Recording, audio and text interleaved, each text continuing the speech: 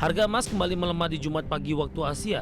Tekanan di pasar logam mulia terjadi di tengah pelemahan pasar saham global dengan indeks saham dunia MSCI turun lebih dari 1% di Kamis.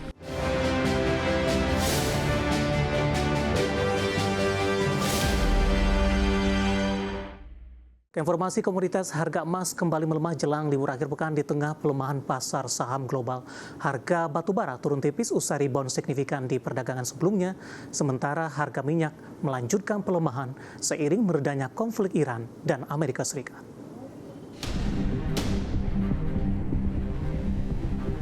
Harga emas kembali melemah di Jumat pagi waktu Asia. Tekanan di pasar logam mulia terjadi di tengah pelemahan pasar saham global dengan indeks saham dunia MSCI turun lebih dari 1% di Kamis, seiring meningkatnya kekhawatiran terhadap besarnya biaya untuk menopang ledakan industri kecerdasan buatan. Sentimen ini menghapus sebagian besar kenaikan harga emas yang sempat terjadi awal pekan. Melansir Reuters, harga emas spot turun 0,7% ke level 4.735,99 dolar Amerika per troy ounce setelah anjlok hampir 4% di sesi sebelumnya. Harga batubara turun tipis di perdagangan Kamis waktu setempat. Koreksi terjadi setelah harga batubara mengalami kenaikan signifikan 1,22% di Rabu. Dikutip dari Bloomberg, harga batubara di pasar AS Newcastle untuk kontrak pengiriman Maret 2026 ditutup di 116 dolar Amerika per ton, melemah terbatas 0,09%. Harga batubara masih mampu bertahan di tengah masih mendapatkan tekanan terutama China yang merupakan negara pengimpor terbesar, meski transisi energi ke energi baru terbarukan makin masif. Harga minyak lanjutkan penurunan di Jumat pagi waktu Asia seiring meredanya kekhawatiran gangguan pasokan di Timur Tengah. Sementara itu perhatian investor beralih ke hasil perundingan nuklir antara Amerika dan Iran di Oman.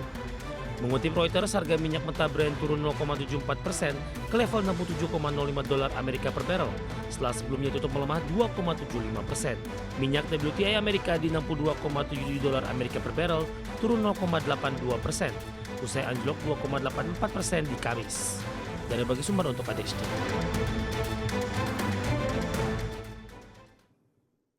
Dan seperti apa update terkini pergerakan harga sejumlah komoditas yang berhasil dihimpun oleh tim redaksi kami sampai dengan sore hari ini waktu Indonesia Barat.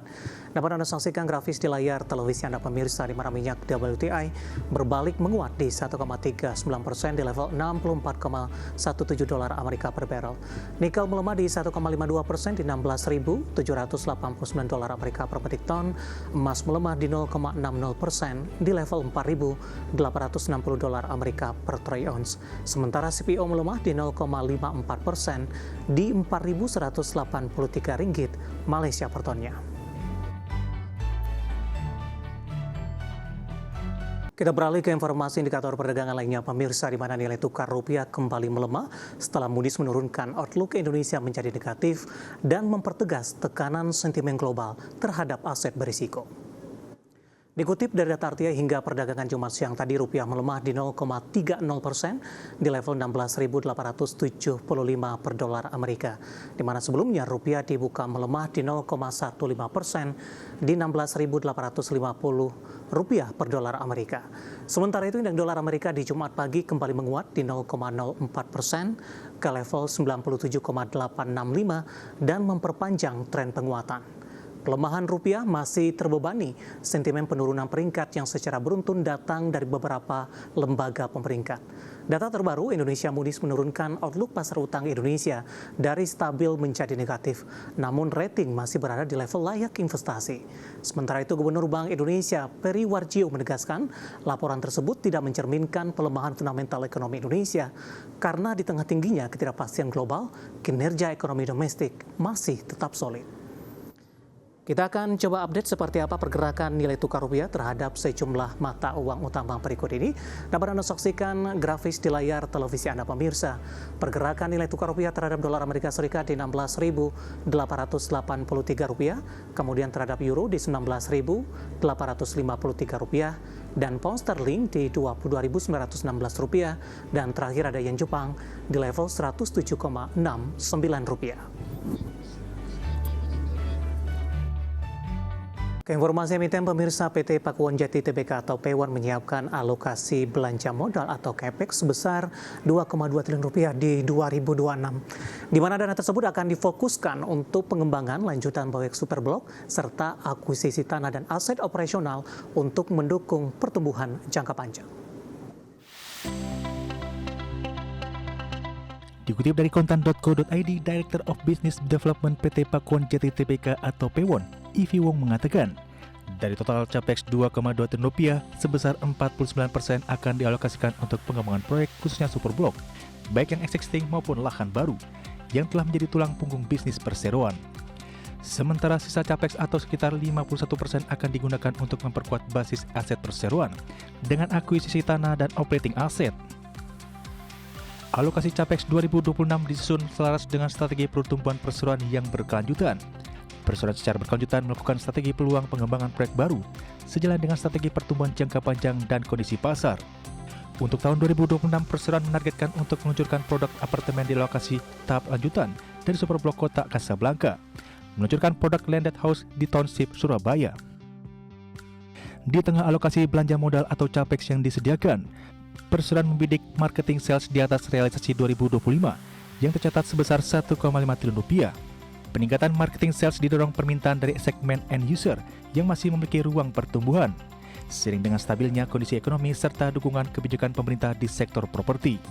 Di sisi lain, strategi pemasaran digital dan berbasis data terus diperkuat untuk menjangkau konsumen secara lebih efektif, serta meningkatkan kualitas prospek dan konversi penjualan. Berbagai sumber untuk IDXchannel.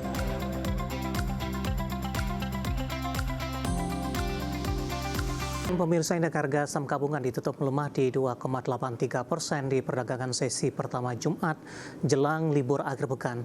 IHSG terbebani pelemahan saham Big Cap terdampak sentimen Moody's Rating yang menurunkan outlook peringkat kredit pemerintah Indonesia jadi negatif dari sebelumnya stabil.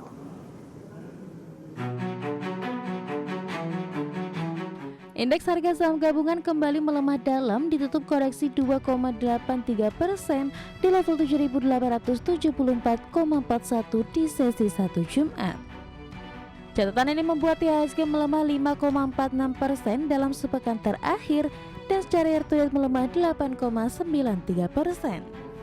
Indeks sektoral dengan pelemahan terdalam sektor barang konsumen cyclical anjlok 5,43%, sektor perindustrian turun dalam 4,7% dan sektor barang baku koreksi dalam 4,17%. IHSG terbebani pelemahan dalam saham Big Caps, diantaranya saham Brand ditutup melemah 3,94% di Rp7.923 per saham. Saham BBCM melemah 1,92% di Rp7.650 per saham. Saham DSSA ditutup melemah 3,21% di Rp85.175 per saham.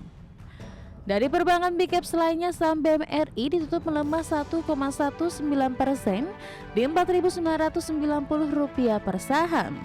Saham BBRI melemah 1,3% di Rp3.800 per saham, sementara saham ASII terpangkas 5,04% di Rp6.600 per saham.